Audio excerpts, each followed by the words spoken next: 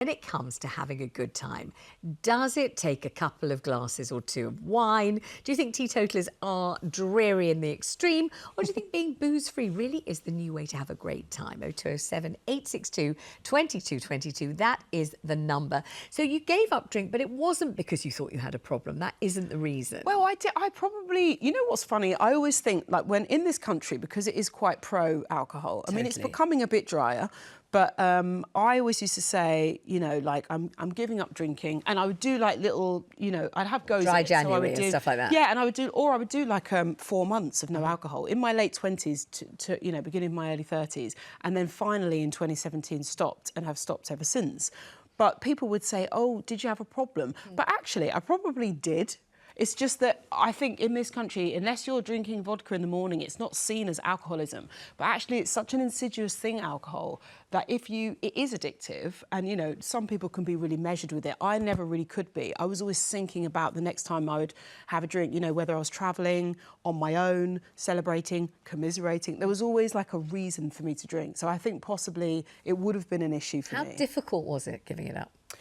I'm a real all-or-nothing person, though, so that's the thing. So on the one hand, it meant that I couldn't be measured, but then on the other hand, when I decide I'm giving something up and never do it again, that's then easy for me because I don't have to be measured about it. I'm just like, I'm not doing it. Did you see people's hearts sink? Did they look like, oh, go on? Because, you know, I'm not a big drinker. I'm a big eater of chocolate. Now, that's why I always like all the pies. Has been my problem, not all the drinks. I'm not teetotal, but I don't care very much if I drink or not. And if I say, you know, mine's a carbonated fizzy drink, otherwise known as Diet Coke, other drinks are available, you sometimes see people's hearts, they look like, oh, no. And they're like, oh, go on, have one. Have one. I do feel even at my stage of life, people are still pressuring you to drink in this country. I do. I think there's a pressure. I think sometimes, I know this is going to sound like really, I'm not being preachy, but I think misery likes company. I think sometimes people actually do feel like they have a problem and they feel like a bit shamed if they're around someone sober.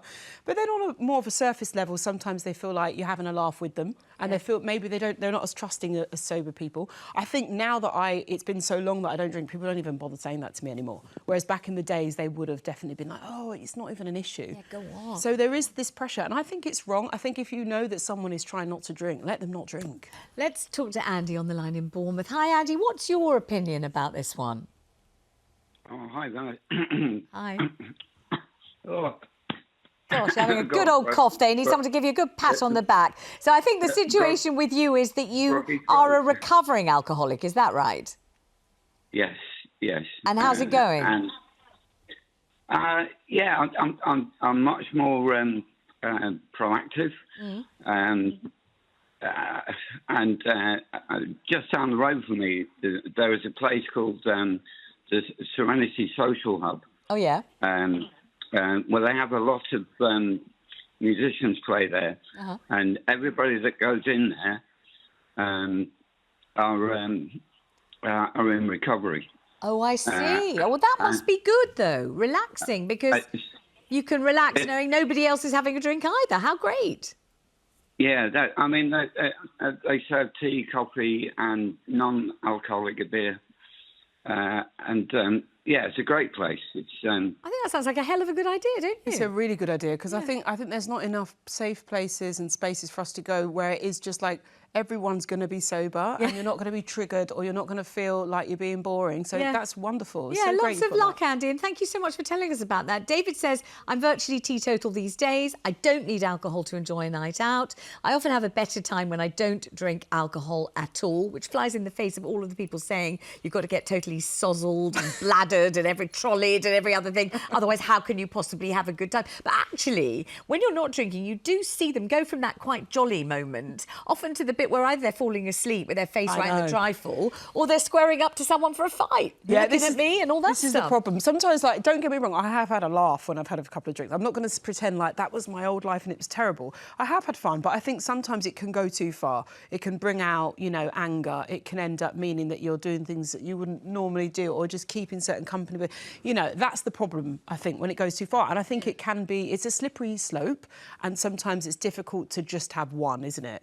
We'll just have one is the famous last words. That's the problem, That's the problem. Let's bring Christine in Kent in. Hi, Christine. You gave up alcohol 23 years ago, long time ago. How's it been since?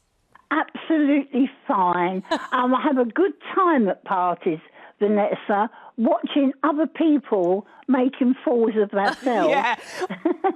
Like I used to, you know.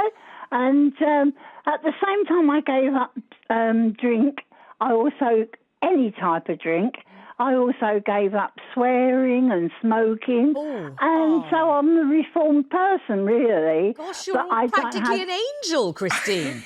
Oh, You're no, angelic. don't say that, otherwise my halo is slipping. My God, you're a paragon of all virtues. I could give up the alcohol, I wouldn't care. Smoking, I don't do, but swearing, I don't think I that's a could give tricky that one. up. I love that one. Yeah, me too. Love a good swear up. I really do. When I'm in the back of a black cab, the taxi driver is always like, "Oh, Vanessa, I never knew." It's And I because said, we're on air so I know. much. You I said get that's that because you've outlet. only ever heard me on TV and the radio. This is me in real life. I swear like an absolute trooper. I don't know why. It's not like I don't know too. any other words. I just like it. It's somehow. nice. It's an Christine, and you find that you're absolutely still the life and soul of the party, though, or not?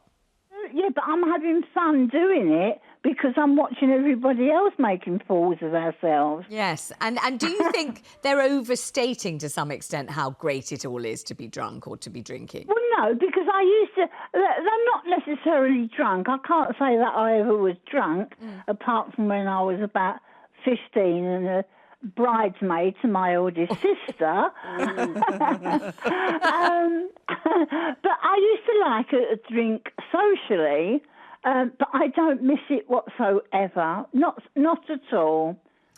Christine, thank you so much. Roy says, definitely, as I'm very introverted, I use drink to help me in social situations. I mean, it's meant to loosen the wheels of conversation, isn't it? Yeah, the problem is for me is that I thought the same thing, but then what I would find is it was like my worst enemy disguised as my best friend. So I'd think, oh, this will give me Dutch courage, as they say. But then as time went on throughout the night, I'd feel even more self-conscious. And then certainly with the hangover, not just the hangovers were horrific, but also the days in between drinking. So those sober days, it would like knock my self-confidence, and I would feel...